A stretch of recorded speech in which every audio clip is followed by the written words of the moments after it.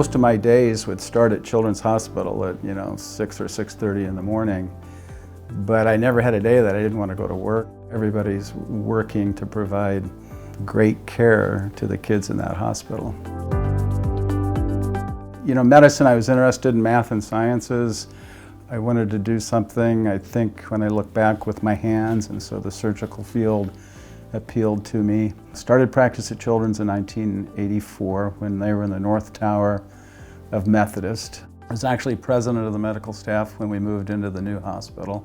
Our group was called ENT Specialists PC, and that group is still thriving and doing well and still taking care of patients at Children's. A lot of what we would do is, as Children's got bigger, and especially as the NICU grew and neonatal medicine evolved, and their airways are minuscule, they're the size of a straw, and any slight irregularity in the airway can affect breathing, and breathing can be life-threatening. And so that's an area where pediatric otolaryngology would specialize in taking care of those airways.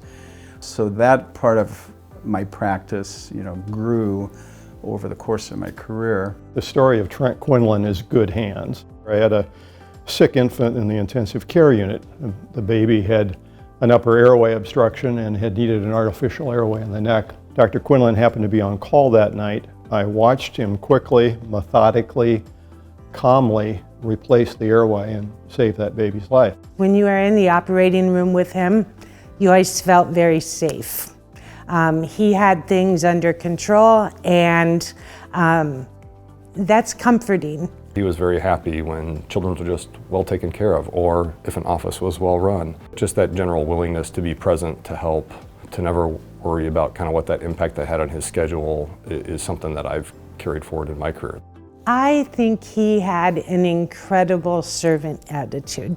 To watch him with patients was always very heartwarming. He seemed to take great joy in taking care of the kids. He loved children, he worked well with children, and being a good communicator, he also worked well with the families. And with him, we developed a tracheostomy tube program and matured that.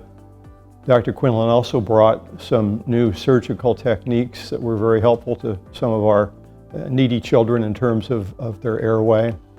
And one of the other things that I think Dr. Quinlan did for us is he left us in good hands. He helped train many ear, nose, and throat residents, and then he helped recruit formally trained pediatric ear, nose, and throat physicians who continue to carry his legacy forward. A lot of the reward you get is from your patients' appreciation of the work that you've done for them.